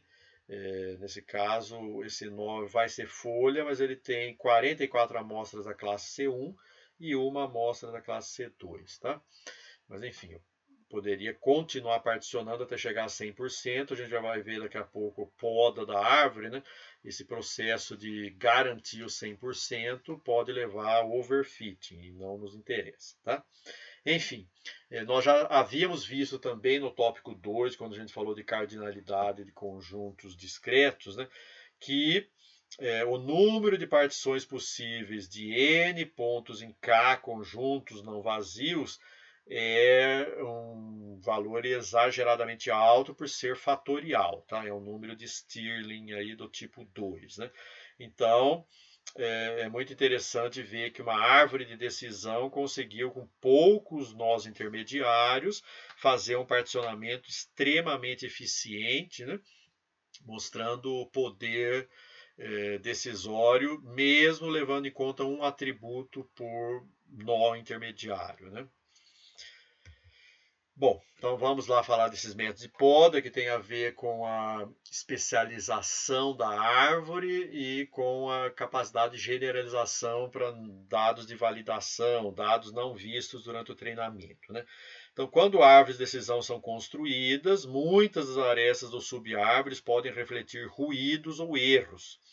E isso acarreta em um problema conhecido como sobreajuste, que significa um aprendizado muito específico do conjunto de treinamento, não permitindo ao modelo generalizar. Né? Mais uma vez, como a gente já havia trabalhado bastante lá com redes neurais, né? O problema de generalização, de sobreajuste e também de subajuste, se eu podar demais aqui, né?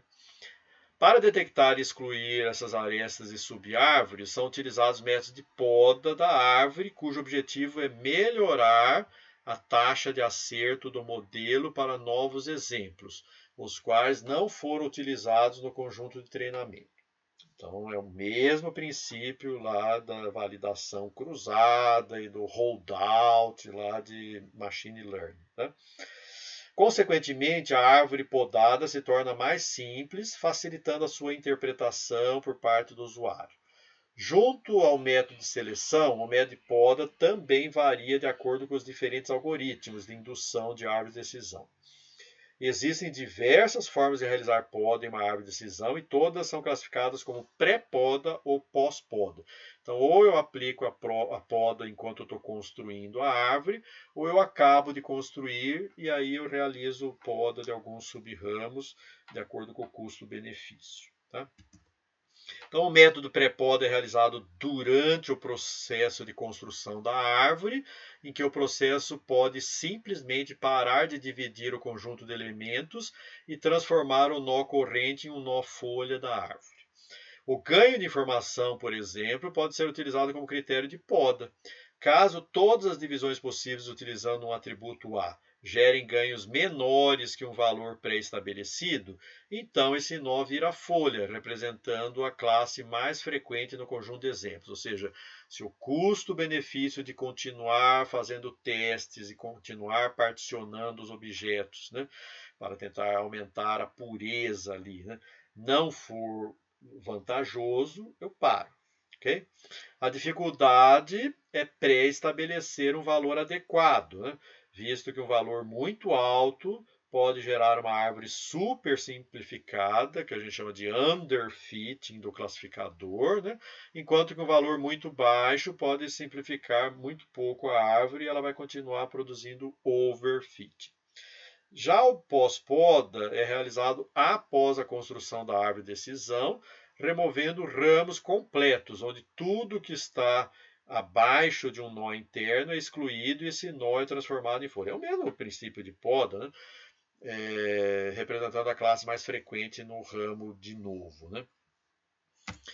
Para cada nó interno da árvore, o algoritmo calcula a taxa de erro caso a subárvore abaixo desse nó seja podada. Em seguida, é calculada a taxa de erro caso não haja poda, e se a diferença entre essas duas taxas for menor que um valor pré-estabelecido, a árvore é podada. Caso contrário, não ocorre a poda. Esse processo se repete progressivamente, gerando um conjunto de árvores podadas. Por fim, para cada uma delas é calculada a acurácia na classificação de um conjunto de dados independente dos dados de treinamento, por exemplo, o conjunto de validação. E a árvore que obtiver a menor acurácia será escolhida. Tá? Na parte 3 do curso, quando a gente for falar de Random Forest, né, nós vamos trabalhar, vamos explorar e tirar ganho de desempenho ao trabalhar com múltiplas árvores. Então, eu não vou escolher a árvore com melhor acurácia. Eu vou trabalhar com a diversidade mesmo, tá? Embora a poda seja um método bastante utilizado e eficaz na solução do problema de sobreajuste, deve-se ter cuidado para não podar demais, evidentemente, ou seja, eu preciso podar na medida certa.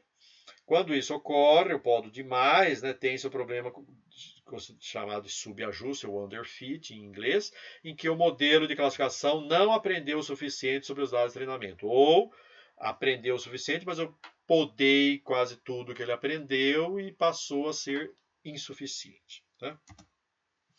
Veja, tem muitas outras técnicas de poda que eu poderia adotar. Eu só deixo aqui uma lista e peço para que vocês, caso necessário, recorram a esse livro-texto aí de 2008, né, para se familiarizar com cada uma dessas propostas e talvez deve lá haver uma discussão de mérito relativo entre elas, né? Bom, então agora já estamos entrando na reta final, vamos só comentar sobre os 3 algoritmos mais populares aí de indução de árvores, né? Nessa sessão, então, vamos fazer essa introdução sucinta ao ID3, ao C4.5 e ao CART. Na literatura existem outras propostas e nem todas seguem o algoritmo básico TDI-DT, mas a grande maioria sim. Né? Então, também aqui a gente cita outras propostas de algoritmos de indução de árvores de decisão, e eu peço aqui que vocês recorram a esse survey de 2013 aqui, onde ele realmente faz um apanhado mais elaborado dessas várias propostas alternativas. Tá? Aqui eu vou mesmo destacar essas mais clássicas.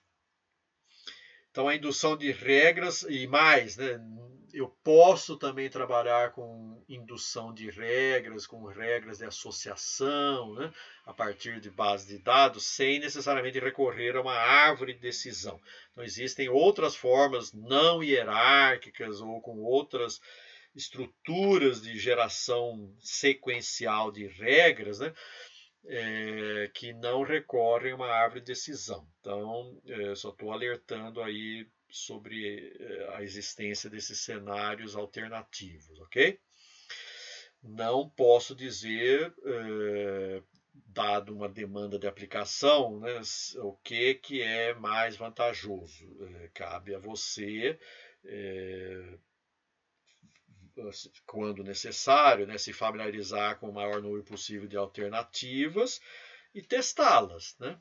Ou então se tornar bastante proficiente em uma ou duas delas, né? E sempre trabalhar com uma parametrização, como você tem um elevado controle de performance dessas poucas opções, né? Você pode tirar o máximo delas, e aí é melhor do que trabalhar com muitas de forma mais precária, tá? Mas enfim, sempre que tem muitas opções, muitas alternativas, né, cria-se essa dificuldade da escolha do melhor modelo indutivo. Tá? Bom, então vamos lá falar desses três modelos mais tradicionais. O pioneiro aí é o ID3, e ele é um algoritmo recursivo e baseado em busca gananciosa, procurando sobre um conjunto de atributos aqueles que melhor dividem os exemplos, gerando subárvores. A principal limitação do ID3 é que ele só lida com atributos categóricos não ordinais, tá?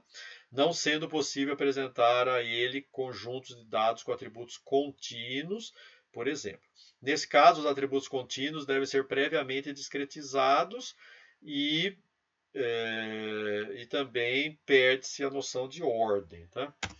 Além dessa limitação, o ID3 também não apresenta nenhuma forma para tratar valores desconhecidos, ou seja, todos os exemplos do conjunto de treinamento devem ter valores conhecidos para todos os atributos. Isso é uma limitação, sim, porque normalmente vocês vão ver aí em situações práticas, né? Mesmo planilhas Excel, que seja, né? Sempre, com muita frequência, vocês vão se defrontar com cenários onde há campos da planilha não preenchidos, com dados faltantes. Né? O ID3 utiliza o ganho de informação para selecionar a melhor divisão. No entanto, esse critério não considera o número de divisões e isso pode acarretar em árvores mais complexas, como falei, há esse viés de preferir atributos que vão acabar produzindo mais filhos. Né? Somado a isso, o ID3 também não apresenta nenhum método de pós-poda, o que poderia amenizar esse problema de árvores mais complexas. Então, todas essas limitações que eu estou ilustrando aqui são resolvidas aí pelo C4.5, concebido pelo mesmo autor do ID3, né, o Kinlan. Então, representa uma significativa evolução do ID3 e as principais contribuições em relação ao ID3 são: lida tanto com atributos categóricos, sejam eles ordinais ou não ordinais, como com atributos contínuos. Para lidar com atributos contínuos, o C4.5 define um limiar e então divide os exemplos de forma binária, aquele cujo valor do atributo é maior que o limiar e aquele cujo valor do atributo é menor. Como a gente discutiu lá atrás, eu só preciso definir onde vai ficar esse limiar, tá? Atributos contínuos podem ser usados várias vezes em nós diferentes numa mesma sequência de decisões para refinar a partição. A gente viu naquele exemplo ali atrás daqueles triangulinhos e bolinhas, ok? Trata valores desconhecidos, isso é muito importante, né? O algoritmo C4.5 permite que os valores desconhecidos para um determinado atributo sejam representados como uma interrogação e simplesmente o algoritmo olha para esses atributos de modo especial, ou seja, ele não utiliza esses campos para os cálculos de ganho em entropia. Só isso, ele consegue fazer os cálculos de ganho em entropia sem travar porque está faltando informação. Tá? Ele pula aquela informação. Utiliza a medida de razão de ganho e não o ganho de informação e cria um viés de produzir árvores mais enxutas, ok? E inclusive árvores mais precisas, como o Kinlan, ao fazer a comparação prática em aplicações, nos mostrou já naquela época. Lida com problemas em que os atributos possuem custos diferenciados, ou seja, se você diz que algum atributo a priori, né, é mais relevante que o outro, isso vai influenciar na hora de escolher. Tá? na posição em que nó ele vai aparecer ali no teste. Apresenta um método de pós-poda das árvores geradas e faz uma busca na árvore de baixo para cima e transforma em nós folhas aqueles ramos que não apresentam nenhum ganho significativo. De fato, ao simplificar o modelo, a tendência dele generalizar melhor aumenta, tá? Bom, a ferramenta de mineração de dados Weka, que foi concebida, na verdade, aqui se não me engano, é a quarta edição desse livro, né, de Witten e coautores. A primeira edição foi de 1999. É uma ferramenta bastante famosa que implementa praticamente todos os algoritmos importantes aí de aprendizado de máquina, né? E ela disponibiliza uma implementação do C4.5 chamada J48. E eu estou citando aqui o J48, que foi escrito em Java, né? Justamente porque nas nossas implementações computacionais é muito provável que a gente vá trabalhar com essa versão aqui do Weka, tá? E também eu gostaria de destacar aqui, abrindo um parênteses, né, que existe já iniciativas, como há muitos parâmetros envolvidos hiperparâmetros, né, que guiam o processo de indução da árvore, né? Então, também existem técnicas para a definição automática desses hiperparâmetros. No caso dos algoritmos do Weka, a gente chama isso de auto-Weka, que é um framework que, além de aplicar, por exemplo, o J48, faz uma busca de todos os hiperparâmetros que o usuário precisa definir, faz uma busca por valores ótimos para esses hiperparâmetros, tá? Então já chegamos a esse nível de sofisticação aí. O C4.5 é um dos algoritmos mais utilizados na literatura por ter mostrado ótimos resultados em problemas de classificação. Embora já tenha sido lançado o C5.0 e talvez versões ainda mais recentes, né, o C4.5 possui código-fonte disponível, enquanto que o C5.0 é um software comercial, tá? E o C4.5 é do tipo ganancioso, ou seja, ele executa sempre o melhor passo avaliado localmente, sem se preocupar se esse passo, junto à sequência completa de passos, vai produzir a melhor solução ao final. É o que eu falei, né? Não dá para chegar na topologia ótima da árvore, porque isso é inviável. Então, eu tomo decisões gananciosas a cada seleção de atributo. E ele é uma proposta de dividir para conquistar, no sentido de, partindo da raiz, criam-se sub-árvores até chegar nas folhas, o que implica uma divisão hierárquica em múltiplos subproblemas de decisão, os quais tendem a ser mais simples que o problema original. De novo, a gente já viu isso naquele exemplo lá de classificar os triangulinhos e as bolinhas. Eu fui fazendo uma divisão hierárquica em poucos passos na árvore, eu consegui fazer uma partição bastante interessante ali, adequada para a distribuição dos dados no espaço. Finalmente, falar um pouco do CART.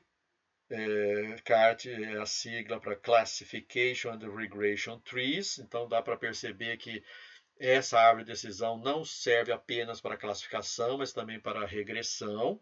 Então, a saída não são só classes, mas podem ser classes contínuas, vamos chamar assim, né? E foi proposto por Bryman e colaboradores em 1984. Consiste em uma técnica não paramétrica que induz tanto árvores de classificação quanto árvores de regressão, dependendo se o atributo é nominal ou contínuo. O Bryman também vai ser o autor dos Random Forest, né, que a gente vai ver na parte 3 desse mesmo tópico 6. Okay?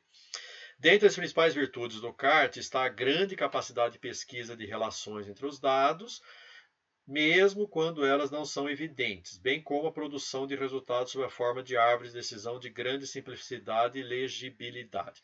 Então, se as árvores vão ser mais simples, é porque eu vou poder usar mais de um atributo por nó, inclusive produzindo ali combinações lineares e hiperplanos separadores a cada nó, né? Então, as árvores geradas pelo algoritmo CART são sempre binárias, hiperplanos separadores, né? As quais podem ser percorridas da sua raiz até as folhas, respondendo apenas a questões simples do tipo sim ou não, né? Os nós que correspondem a atributos contínuos são representados por agrupamento de valores em dois conjuntos.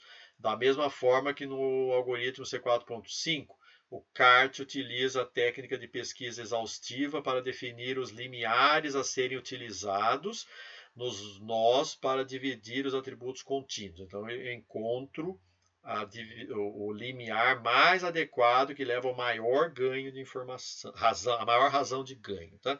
Adicionalmente, o CART dispõe de um tratamento especial para atributos ordenados e também permite a utilização de combinações lineares entre atributos, ou seja, agrupamento de valores em vários conjuntos. Diferente das abordagens adotadas por outros algoritmos, os quais utilizam pré-poda, o CART expande a árvore exaustivamente, realizando ao final, né, pós-poda, por meio da redução do fator custo-complexidade. Segundo os autores, a técnica de poda utilizada é muito eficiente e produz árvores mais simples, precisas e com boa capacidade de generalização. Mesmo assim, o Bryman continuou insistindo em melhorar essa capacidade de generalização e ele vai conseguir isso com as Random Forest. Tópico, a parte 3 desse tópico é a nossa próxima videoaula, ok? A figura a seguir, extraída de Broadley e Utgoff, ilustra o grande potencial da redução do tamanho da árvore quando eu uso essa abordagem aí de combinar linearmente atributos e usar um hiperplano separador binário, né? Então vocês veem que nas abordagens de um atributo por nó, eu sempre vou fazer separações paralelas aos eixos de coordenadas, né? Então vou ter que criar essas escadinhas aí. No entanto, se eu puder aplicar um hiperplano separador aí que combina as variáveis, né, de forma esperta, né, um único nó decisor substitui vários nós univariados aí, tá? Então, essa é uma motivação. Se eu souber como encontrar esse hiperplano separador aí adequado, né, eu tenho ganhos interessantes de complexidade da árvore e de performance também. Tá? Finalmente termino aqui, né, de apresentar esses três algoritmos, ID3, C4.5 e CART, né, e reservei esse último slide, que eu nem separei em seção alguma, mas para apresentar para vocês e pedir que vocês testem, usem o Akinator, né, chamado gênio da internet, que ele faz justamente o que está escrito aqui. Né? Ele pede que você pense num personagem que pode ser alguém famoso na área de esporte, um artista, tá? E pode ser fictício também, de desenho animado, que seja. E ele vai fazer uma sequência de perguntas para você, tentando adivinhar quem é. E ele geralmente encontra sendo bastante surpreendente a performance dele, porque ele faz o número mínimo de perguntas e para de perguntar na hora que ele tem certeza da resposta. Tá? Então, como é possível, e certamente esse é um exemplo muito convincente de um agente de inteligência artificial, ou seja, ele não sabe o que você pensou, mas ele vai explorando a partir de questionamentos, né, até chegar numa resposta segura, caso você dê as respostas também verídicas para ele. Né? Ele admite respostas não sei, talvez, né? Então já está bem sofisticado o desenvolvimento. O que eu gostaria, além de explicar essa funcionalidade dele, né? Que ele faz um número mínimo de perguntas e para de perguntar na hora certa, quando já tem certeza, né?